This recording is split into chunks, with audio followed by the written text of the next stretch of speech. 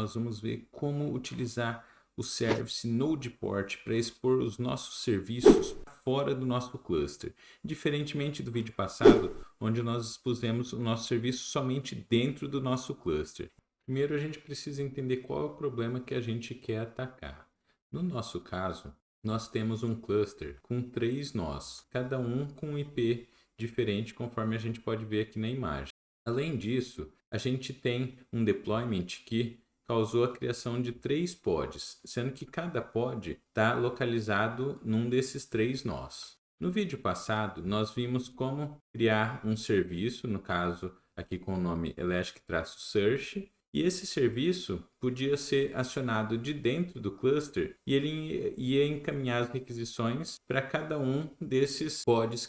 Esse caso, como a gente viu, permite que outros pods acessem o nosso serviço e o serviço é responsável para encaminhar as requisições para um desses 3 pods. Beleza. Mas e se a gente quiser permitir que o nosso serviço seja acessado fora do nosso cluster, que está representado por essa linha tracejada aqui? Ou seja, uma requisição venha de fora do nosso cluster e seja atendida pelo serviço que a gente criou. Como que a gente pode fazer isso? É exatamente para isso que serve o tipo de serviço Node Port. Vamos ver alguns conceitos importantes sobre ele e depois eu vou mostrar na prática como vocês podem criar um serviço desse tipo e expor externamente os serviços de vocês. O Node Port, assim como o Cluster IP, ele possui aquelas mesmas características que eu havia falado para vocês. Por exemplo, a gente cria um nome e ele fica associado a um IP interno. Então, por exemplo, o nome meu-serviço.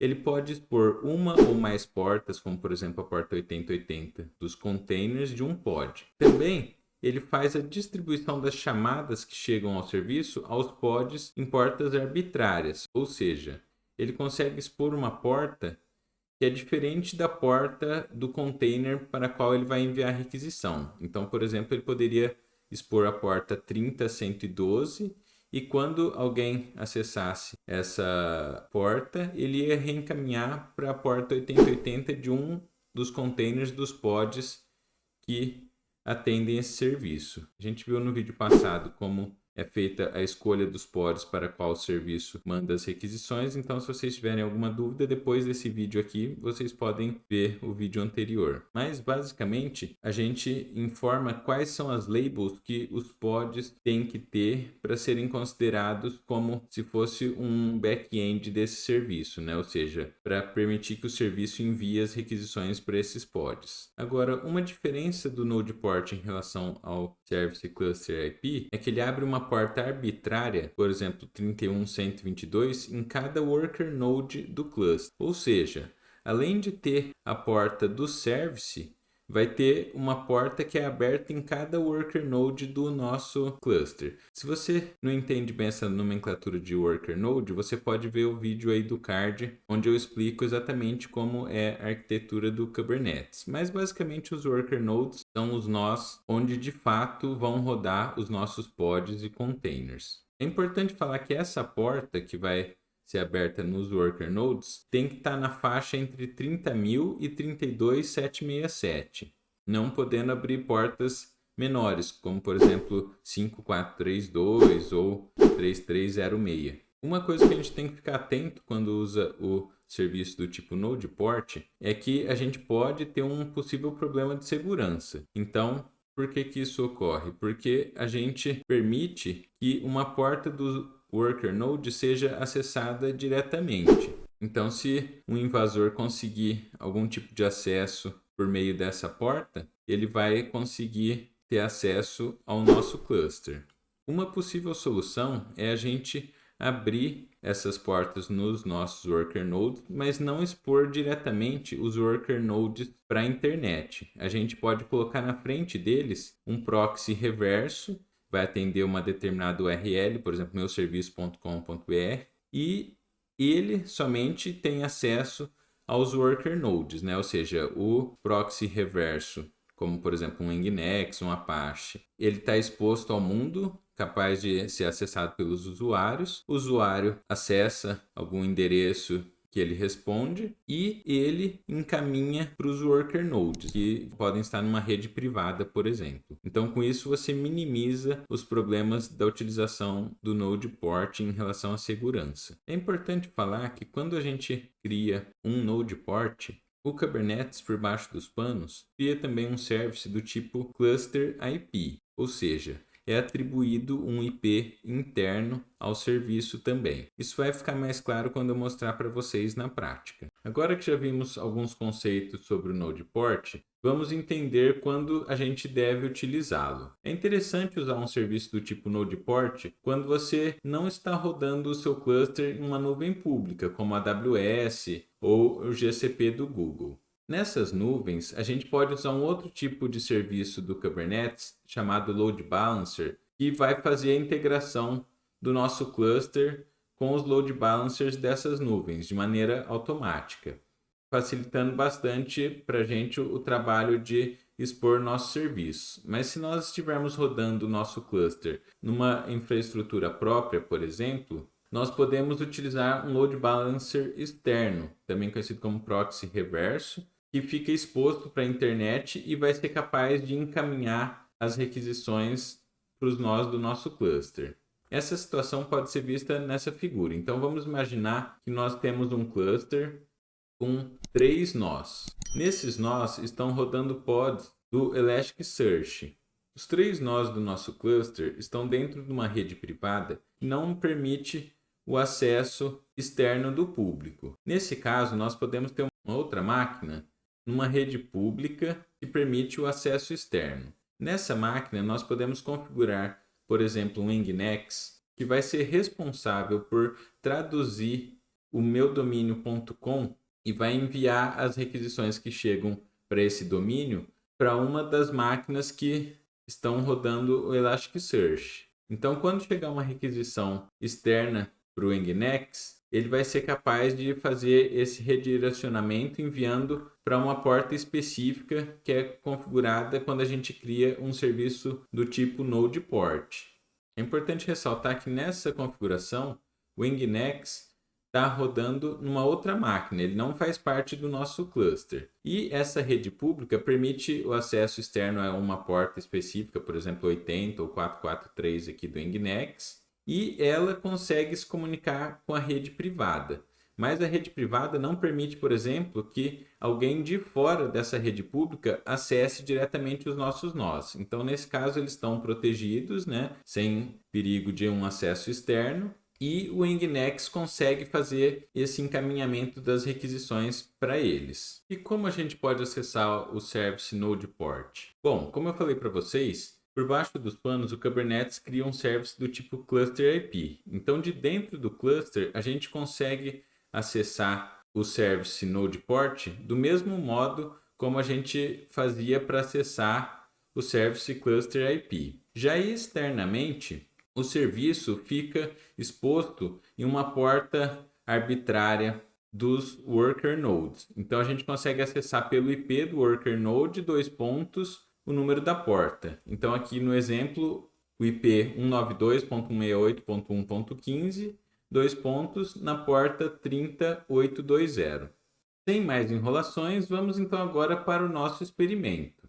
Basicamente, nós vamos fazer algo muito semelhante ao vídeo passado, onde a gente vai ter um namespace, mas agora o nome vai ser service-node port. Nós vamos ter um deployment do back-end que vai dar origem a 3 pods, back-end 1, 2 e 3, cada um com um IP interno, né? A gente vai ter o nosso serviço meu-backend, com um IP próprio dele interno também, porque como a gente sabe, é criado um cluster IP, ou seja, um IP interno ao cluster. Esse serviço é capaz de encaminhar as requisições para esses 3 pods, mediante as labels que eles têm e o seletor que é utilizado pelo service. Nós vamos ter um front-end também, só para mostrar que continua sendo possível pods de dentro do cluster acessarem o serviço internamente, assim como a gente tinha no caso do Service Cluster IP. E agora, com o Node Port, nós vamos expor uma porta, por exemplo, a 30280, que vai permitir que alguém acessando de fora a porta do nó, essa requisição seja encaminhada para o service meu back-end e ele, por sua vez, encaminhe para os pods responsáveis por atender essas requisições. Então, bora ver isso na prática, pessoal. Lembrando novamente a estrutura do nosso projeto Kubernetes para Todos, que está aí na descrição do vídeo. A gente vai ter o vídeo 21, que é esse que eu estou fazendo. E dentro do diretório códigos, nós vamos ter os códigos dos recursos que a gente vai implantar no Kubernetes. Vamos começar pelo service-node-port-namespace, que é utilizado para a criação do namespace com o nome service-node-port. Eu vou copiar esse conteúdo aqui. Se a gente olhar no Lens, a gente consegue ver que não existe ainda esse namespace. Eu clico aqui em New Tab, posso clicar em Create Resource, vou colar esse código aqui, muito simples. Eu explico ele no vídeo passado, então você pode olhar lá depois. Mandei criar e o Lens já mostra aqui para gente que foi criado com sucesso. Quem não conhece o Lens pode ver no vídeo que está aí no card. Aqui está então o Service Node Port, que é o nosso namespace. Nós podemos vir agora em pods e selecionar aqui Service Node Port. A gente vai ver que não tem nenhum pod ainda. E agora nós vamos criar o back-end deployment, que está aqui dentro do diretório códigos. Posso dar um Ctrl A, Ctrl C para copiar tudo. Posso dar um Ctrl A para selecionar tudo aqui, apago, colo esse deployment, né? E basicamente ele vai criar no namespace Service Node Port um deployment com 3 réplicas, ou seja, vão ser 3 pods, usando essa imagem aqui que é bastante interessante, porque ela mostra no log as requisições que chegaram ao back-end. E basicamente a gente vai expor a porta 8080 do nosso container. Vou mandar criar aqui. Ele fala que foi criado com sucesso. A gente já vê aqui 3 pods, né? Agora eles já estão ok, já estão rodando. Vamos agora voltar aqui na IDE. Podemos criar o nosso serviço meu back-end. Basicamente, a gente está falando que ele é do tipo Node Port. Ele tem o seletor aqui para conseguir saber quais pods que podem responder às requisições que chegam nele. Nós definimos que o protocolo que a gente vai utilizar é o TCP. A porta do nosso serviço Cluster IP vai ser a 7070, como nós vimos no vídeo anterior. Nós vamos mandar para a porta 8080 dos pods, né? Que, como eu acabei de mostrar para vocês aqui no deployment, é a porta que está exposta aqui nos nossos containers. E nós estamos definindo aqui que a porta do nó que vai ser exposta vai ser a 30280. Então, para não ficar confuso, essa é a porta do nó. Essa daqui, a 7070, é a porta do Service Cluster IP. E a 8080 é a porta do container. Vai ser exatamente esse o fluxo. Nós vamos bater na porta 30280 do nosso nó, vai ser encaminhado para a porta 7070 do Service Cluster IP e de lá, por sua vez, vai para a porta 8080 dos pods, que vão ter os containers rodando. Então, eu vou copiar esse serviço. A gente pode colar aqui em cima, né? Vou apagar o que tinha aqui. Colo, mando criar. Se a gente olhar agora aqui em Network Services, a gente vai ver que o serviço meu back-end foi criado. Ele é do tipo Node Port.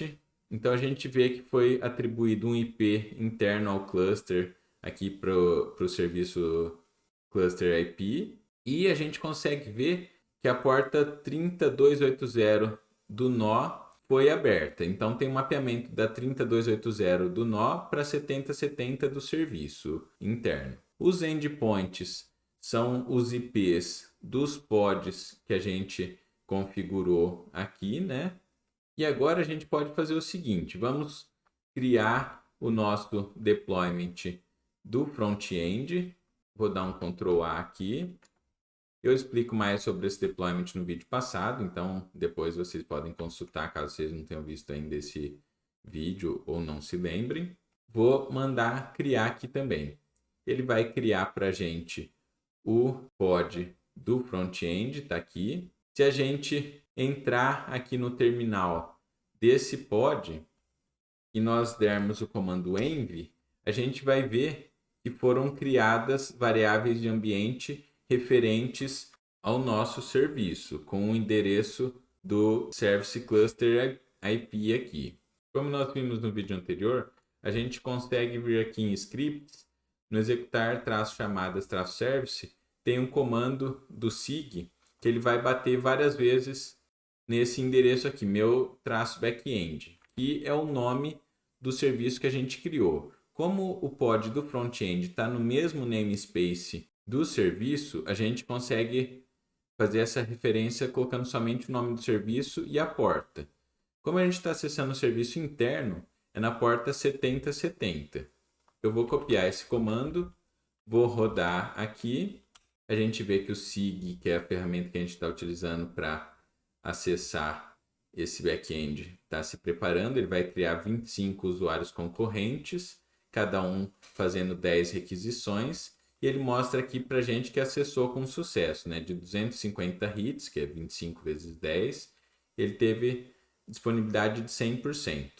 Para a gente conferir que realmente os pods foram acessados, a gente pode vir no log de algum deles. Então a gente vê aqui, posso ativar o Show Timestamps, que foi acessado pelo SIG exatamente agora. Só lembrando que aqui o horário que é mostrado é o mesmo do horário aqui do meu computador, 21. Então já vimos que de fato continua valendo o acesso ao Service Cluster IP, assim como a gente já fazia. Posso fechar esse log aqui que a gente não vai utilizar mais. E aí nós podemos vir aqui em Nodes e a gente vai ver os nós que fazem parte do nosso cluster. No caso aqui só tem um nó que é a minha própria máquina, né? Nós podemos ver aqui que tem um IP interno, 192.168.1.5. Então, se a gente clicar aqui no Lens e selecionar Terminal Session, eu vou abrir um terminal aqui na minha própria máquina. E aí, desse modo, eu consigo acessar tanto colocando o curl localhost 30820, porque eu estou na própria máquina, né? E aí, quando eu bato, ele mostra aqui para mim a resposta lá do nosso back-end, como eu também consigo acessar por esse IP, que é o 192.168.1.5 na porta 30280. Então, de fato, a gente conseguiu fazer o mapeamento de uma porta do nó lá para o serviço Cluster IP, que por sua vez encaminha para os pods. Então, ficou bem simples. Se essa porta 30280 tiver exposta e puder ser acessada, por exemplo, por um Nginx que está em outra máquina, a gente consegue chegar naquela configuração que eu mostrei para vocês. E aí, por exemplo, minha máquina poderia estar numa rede interna, né, que não vai ter acesso externo, só pode ser acessado a partir dessa rede pública. Com isso, a gente protege os nossos nós e permite o acesso externo por meio de um proxy reverso. Eu espero que vocês tenham gostado e no próximo vídeo eu vou mostrar o service do tipo Load Balancer, onde aí a gente vai permitir o acesso externo também por meio de um Load Balancer, mas que é criado numa nuvem pública, como a AWS.